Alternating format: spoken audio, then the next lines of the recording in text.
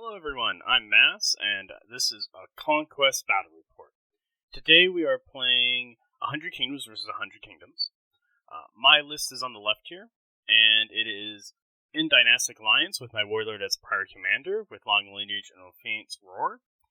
He has 2 Order of the Crimson Towers, a 5-stand block and a 4-stand block. He has an Imperial Officer who's in the Dynastic Alliance Warlord. This character is running Stand of Steel and Armor of Dominion. Stand of Steel doesn't allow opposing regiments to inspire into the regiment that the Imperial Officer is in. And Armor of Dominion gets rid of all cleave into and smite any stand that's touching the Imperial Officer's stand. So it's usually just the front row. He also has Drill 1 and Drill 2. That's Double Time and Bastion. He has the eccentric fighting style for those +2 attacks, those rerolls on attacks. However, he rerolls successful defense rolls. And he's in Tactical 3. So Tactical 1 gives them a free save on Resolve. Tactical 2 allows them to get another Heirloom. And Tactical 3 allows them to get Flank. His warband is MSU, so minimum small unit, multiple small units, or a minimum small unit of mercenary crossbows, and they have a standard bearer. Men-at-Arms, it's another MSU, so it's just 3 stands with a standard bearer. And then 2 6-stand units of Steel Legion, standard bearer, and Drill Master. The Drill Master provides +1 attack for each of the stands in the unit, as well as giving them double time. My opponent is running a 100 Kingdoms list as well. He's in Relentless Drills, so all his units get support attacks, as well if they already have support, they get +1 support attack. His Warlord is the Imperial Officer who has Standard Steel and Armor Dominion. Same thing as I mentioned before. He took Drill 1 and 2. Same thing as I mentioned before. And he has Tac 1 through 3. He took the Art of War, what allows him to just say go during his command stack. And my opponent does use this every once in a while in our game. But usually I just draw one of my characters and say go back. So it's kind of funny, but we will get that in our actual game. This Imperial Officer's Warband has 2 units of mercenary crossbows with 3 stands, an 8-stand unit of Gilded Legion with a standard bearer, no other attachments or officers, and then a 6-stand unit of Steel Legion with a standard bearer and Drill Master. His second Imperial Officer has no equipment on it, but it did take Drill 1 and Drill 2 for that double time and that Bastion. Bastion gives you +1 defense for a draw event, and if you have an Imperial Officer character in that regiment, you can activate 2 draw events. In his warband, he has Militia with 8 stands, Standard Bearer, Errant of the Order of the Shield.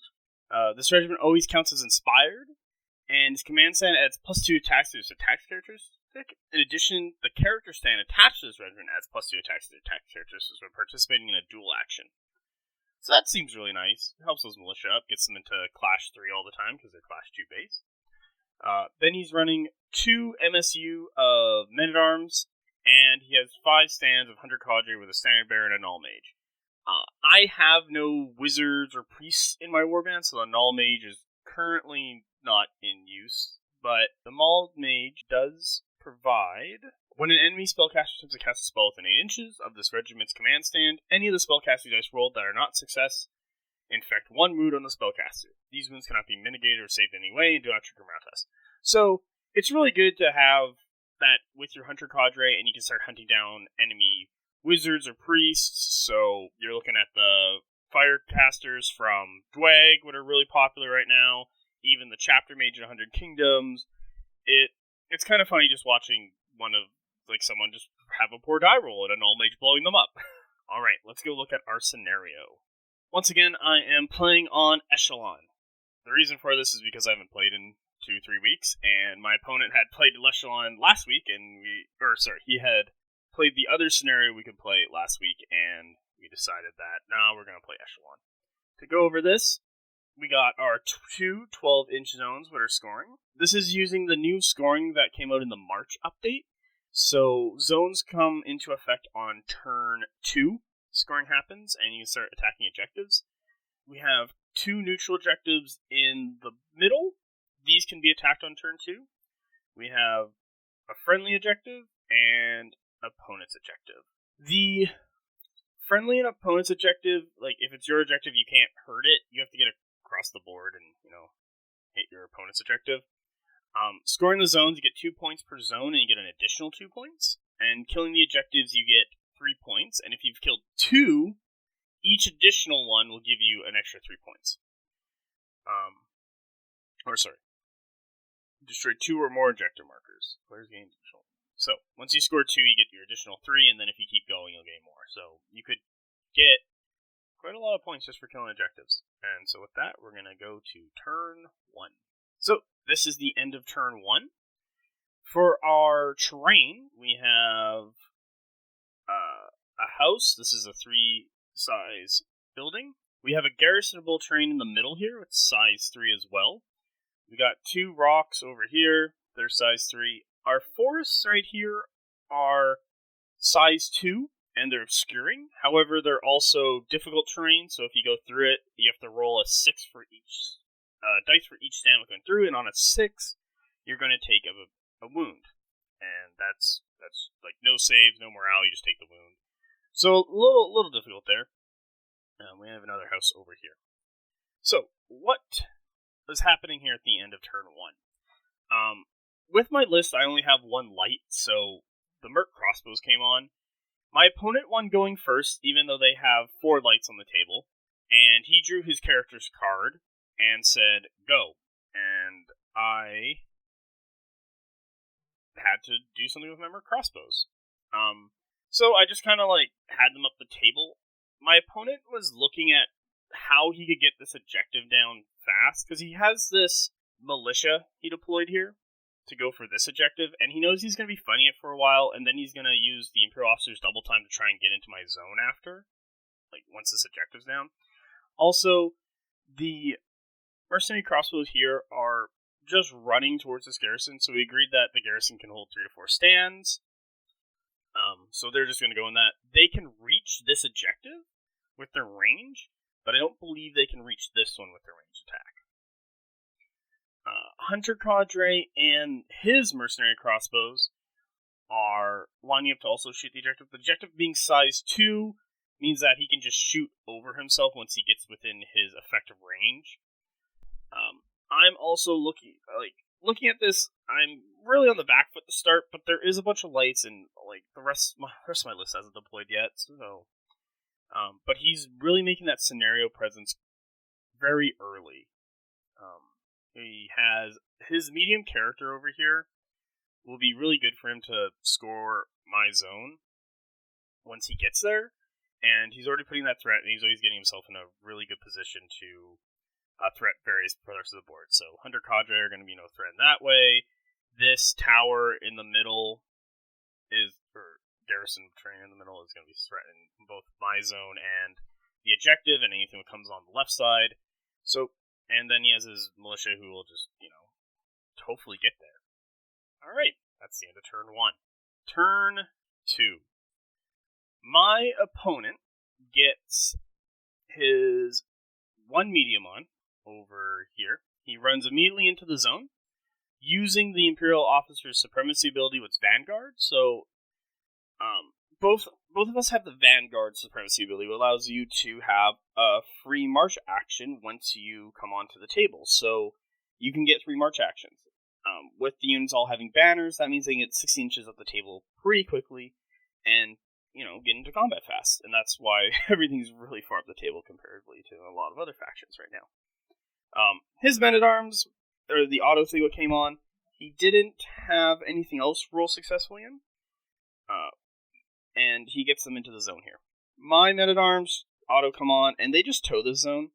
I got 2 turns over here before he's going to break this, and I know next turn my Steel Legion and Crimson Towers are going to come on, and I need space for them to, come in here, fight this guard tower, fight this militia, deal with anything that might be coming over there. I need the threat projection, and the men-at-arms are just there to score anyway, so they just need to stay. Mercenary crossbows hop into the guard tower. They shoot the objective. They're within range, and the objectives can only take 1 damage per impact, clash, or volley action from a unit unless it's heavy. A heavy can deal 2. So they get in there and they shoot it. The Hunter Cadre walk up and shoot it, and his mercenary crossbows needed to do a double move to get into range, so he doesn't shoot them right away with his merc crossbows. My mercenary crossbows, my guys, knowing that I'm going to lose this objective and I can't win this race, I just start taking shots into the Hunter Cadre. Like, I need to whittle these down. If they're left alive, they're a very good jack-of-all-trade unit, what can do damage in melee and at range, and I kind of need to get rid of them. Once I get my bigger units into, like, these merc crossbows, or these ones, or even the men-at-arms, like, these are all going to fall apart to the cavalry and the Steel Legion. But these Hunter Cadre are going to be real dangerous for me if they keep staying on the table and are alive. And that's the end of turn 2. Alright, turn 3. So, just to also say, my opponent and I both scored these 2 zones from last turn. So, and because we got our mediums in there. Now let's start here. So, my Steel Legion with my Imperial Officer auto flanks in, and I run them through the woods. I lose 2 guys, but that's okay. I'm making my way. I usually put them 4 wide, except I've been measuring around with my widgets, and if I charge the Hunter Cadre next turn, I'm not going to be able to make it because they're going to swing and hit the edge of this garrison, and I won't be able to get over there. So I make them 3 wide so that I can swing, and then go in, and then close the door, and kill all these Hunter Cadre. My opponent, however, kills this objective, gaining him 3 points. He then takes these merc crossbows, and shoots at my merc crossbows, and whittles them down to 2 stands. Doing really good, guys. Keep it up. There's a lot more shooting coming for you. And on my right here, as you can see, I run up both my Crimson Towers and my Steel Legion. My opponent is still working on this objective. He's got it down to 1 health. But I have my 2 big heavies here that can go in a couple directions. So right now they're currently looking to go for this militia unit. I do gotta watch out for the men-at-arms on the right here, because they can kind of come around and like tie up the cavalry, and that wouldn't be really good for me. But I also need to watch out for the Steel Legion over here that my opponent deployed. He's looking to get in and side charge anything that comes in to deal with me. So he just kind of ran up the board from the back of his table edge, but the problem is he's 3 wide, and this space right here is more than a 3 wide, so he's got to move and reform, and he's going to be dealing with that next turn. His Gilded Legion came up the table, getting into the zone. He moved his men-at-arms over because they were a little bit in the way. I think he could have just like nudged them over just a tip, like just get 1 stand in. That's all you need to score it. So, I don't know why he ran out, but like his Gilded Legion is there doing their scoring. He's getting ready to counterattack these Steel Legion over here once I get through all the Hunter Cadre, the Mercenary Crossbows. Like, this is going to be a lot of work to get through, and he's setting himself up in a really good spot to counterattack and kill that Steel Legion unit. Alright, and that is the end of turn 3. Going on to turn 4. Alright, this is the end of turn 4. Let's talk about what went on. My opponent starts off with his militia killing the objective that was here. Really good on him. He scored two more points for that, and then got 3 points for having both of them. Or is it 3 each? I think it's 3 each. And so we got 3 for one objective, 3 for another objective, and then 3 for both of them. So he's up at 9, plus his 2 points every turn since turn 2. So he's up on points compared, like he's at 12 to my 6 right now. Like, it's huge.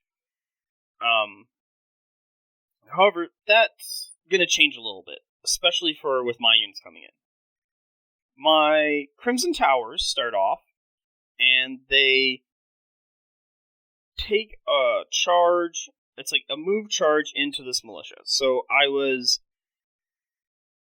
18 inches away. I need to get a 2 in. So 7 move, 7 again to 14. I needed 2, so I was 16 inches away. So I rolled it. I have a reroll. Like, this is a really good charge. Came in. Now I have Ophelia's Roar, which gives me +1 Clash and Terrifying +1 on the charge.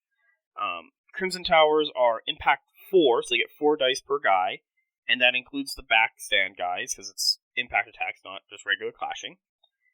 So I got 4, 8, 16, 20 guys, and then 3 from the Prairie Commander. Prairie Commander is Clash 4 base. He goes to Clash 5 because it's just +1 Clash, not Inspire or anything. And the other guys go from 3 to 4. And so I roll a bunch of dice. I do a bunch of damage. My opponent does have Bastion up because he did activate first before the Crimson Towers went in and did kill that objective. So they go from defense 3 down to defense 1. And a bunch of them die. Like, I end up doing like 16 hits, and I think he saves like 3 of them, so he just takes like 13 damage. His resolve is 3 base because of the character, because I didn't break the unit on that initial attack. I think it was 1 health away.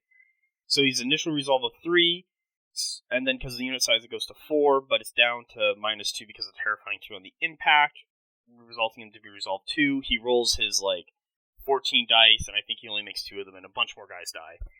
So the unit is broken, but they're not shattered, so they're still there. What's really fun? My opponent does reform his Steel Legion over here to deal with this, but he did it earlier on before my Crimson Towers got in, so he's set up to deal with this and get in there, but he can't just, get the charge in. My second unit Steel Legion, on the left here, went in and charged this guard tower. Like, they could have moved over here and fought the Men-at-Arms if I really wanted to, but I kind of didn't really want to give him the central position with the garrison. And so, a bunch of Steel Legion, just slam into them, kill all his mercenary crossbows, get rid of these guys, they don't need to be around. My Men-at-Arms, they just move up a little bit. Like, my Crimson Tower and my Steel Legion were some of my last activations this turn, and so they were very much just hanging out. And I was trying to we were kind of dead drawing each other at some point. My Steel Legion on the left, not looking so great. So this turn started out with our roll-off, and he was thinking, like, I was going to get it first, but he got it. And he put his mercenary crossbows as going first, because he thought, like, I'm going to charge in, kill his hunter cadre, and, why dead draw his hunter cadre? He'll just draw into his crossbows. Okay, sure. Or, maybe the hunter cadre will be left with, like, 2 guys and not really do much back to the Steel Legion. So he shot at me. That's fine. Lost some more guys. Steel Legion go in, kill all the hunter cadre, and then he draws, his crossbows and shoots at me again. But my Steel Legion here is getting whittled down. I still have a couple health left on them. I can still do damage, but once this Gilded Legion gets into me, I'm going to have a rough time. They're probably going to kill all these Steel Legion. Like, there's not much left with this unit, and he's got a lot of force here. My Merc Crossbows down here, I believe they shot at the garrison. And then my Steel Legion later on went into them. But they've been just doing, like, their 3, 6, 7 attacks each into stuff. They've been really just using the take aim order and then volley to get to volley 3 at their 7 attacks. And, I get a couple hits in. Nothing too crazy, but it does help. It's a little, like, whittle damage. My unit of Crimson Towers that haven't been played yet finally come on. They run up this side of the table. Because I'm thinking over here, this mercenary crossbow unit's going to die. That's pretty sure happening. This Gilded Legion is going to come in and fight the Steel Legion. If they sit there, they'll die. And then I can get my Crimson Towers to march and then side charge the Gilded Legion. He does have his Men-at-Arms who are in the zone scoring, but also he's going to have his back rank of Gilded Legion in the zone even if he's up here. So he can still move his Men-at-Arms to get into Crimson Towers to either, fight them off or defend, but we'll find out what happens for next turn, what goes on with these Men-at-Arms. Over here, for my next turn, my Crimson Towers really hoping to kill off these militia next turn, and then it's either going to be Steel Legion versus Steel Legion, or Steel Legion to Crimson Towers, or Crimson Towers and like this is just going to be a brawl right here. And once this is resolved, it's going to find out if who can support who. Am I going to swing around and get into this Gilded Legion, or is he going to swing around and start getting into this zone like he wants to? All right, and with that, that is the end of turn 4. Turn 5. Here we go. All right, so a lot has happened. We'll start over here on the right. My Crimson Towers killed those militia. They just clashed. I didn't inspire them because there wasn't really any left. I think they were down to like 5 health, and with all my clash, I could probably kill them all. And I swing around, and I hit the Steel Legion with a charge. So once again, my Ophelia's Roar, all my impact attacks, I just hit them, and I do a ton of damage. So they have Bravery, so they're not affected by Terrifying. However, I did wipe out their entire back flank, so it's 12 wounds, and then he had to do resolves, but he doesn't take normal resolves, he has the Oblivious rule, so he only takes half of the resolves, and that resulted in him losing another stand and then 2 wounds on this middle stand. So there's just 6 wounds left. He does counterattack and kill one of my horses, and do, I think, a point of damage onto this horse. But that's okay. I've really reduced the amount of damage and threat these guys are. I can just clash into them next turn and kill them all. And I'll be in a really good spot right there. My Steel Legion over here, who were on this garrison, just marched 3 times. So they marched twice to get just side march, just like clunk clunk. And then they just marched forward. I know my Steel Legion on this side are not doing very well, as you can see, but I need these guys to come in and reinforce to make sure that the Gilded Legion are held there, because once this battle up here is done, I'm going to, swing my Crimson Towers, hit this Gilded Legion, and I'm also going to swing these Crimson Towers, hit this Gilded Legion. So let's talk about this fight. My opponent comes in, fights my Steel Legion. I survived, and then I fight back, killed a couple. His men-at-arms come in, fight my Steel Legion. I survived, and my Crimson Towers on the left here decided to, instead of not charging the Gilded Legion, but they came in and swung around and hit the men-at-arms, just wiping them out, and have a really good charge lane into the Gilded Legion next turn. My Steel Legion here in the middle, they're not going to live. They only have 2 health left. They're going to kill the character. But, whatever little damage I can get out of them is really good. Mercenary Crossbows, just taking shots into the Gilded Legion. They're just shooting them right here. And just putting that plink damage, 1 or 2 deaths a turn, really helps out. His men-at-arms came in, reformed, moved up. So, to counter that, and also not prevent him from scoring, or, not contesting me, I just moved my men-at-arms to this line. So if he wants to come in and fight my men-at-arms, he's not in the zone, and he has to kill them all to get in. I need to score, because right now I'm very far down on points. I'm about to lose another 2 to 3 points here from the scenario once this Warlord dies, because he still counts for points. And I still haven't killed his Warlord. What's this guy over here? And this is going to have to be, I'm going to have to wipe his entire table and get into this zone, is what I'm looking for. Once again, controlling these 2 zones is going to be how I win this game. Alright, and with that, that is the end of turn 5. Let's see turn 6. Alright, turn 6. What happened? Well, I won the roll off the start, and my remaining Steel Legion just did a couple attacks into him. Just, put that damage in. They're going to die anyway, but I, just keep working on that damage. He, in response, kills the Steel Legion. They're dead. They don't get to exist anymore. They're gone. However, over on the right, with my larger unit of Crimson Towers, I do kill off his Steel Legion with another clash. There was only 6 wounds left. And then I charge my Crimson Towers into his Gilded Legion, doing that huge hit with the Ophelia's Roar and the large unit, wiping out a ton of Gilded Legion, and actually breaking this unit. Then I don't believe I break it on this one. And then my other Crimson Tower unit comes in and hits them from this side. This is the one that breaks them. and does a bunch more damage. Not as effective as this unit because they have less bodies, but they also don't have a Feeler's War for that +1 clash and that Terrifying 2. However, my opponent, his last card is his Imperial Officer, which uses his action to unbreak the unit, keeping them around. The Gilded Legion have the Iron Discipline rule, so they don't reroll morale tests when they're in the flank, and they don't count as being flanked when they are flanked. So it's kind of like they're a really good block unit that can really hold a zone once they're in there. And as you can see, I'm putting a lot of work in, and they're still around. I'll let you know what the Murkrust was they shot. Put that trickle damage in. We gotta kill these Gilded Legion. Over on the right, his Men-at-Arms come in, swing, attack my Men-at-Arms, and we were talking about, we're just gonna have the Men-at-Arms duel, like they're gonna fight it out. And he is winning that fight. I'm down to 4 Men-at-Arms to his 12. However, my Steel Legion at this point who are hanging out here, they don't have a reason to go, move and fight this Gilded Legion. Like, the Crimson Towers on each side should be enough to get it done.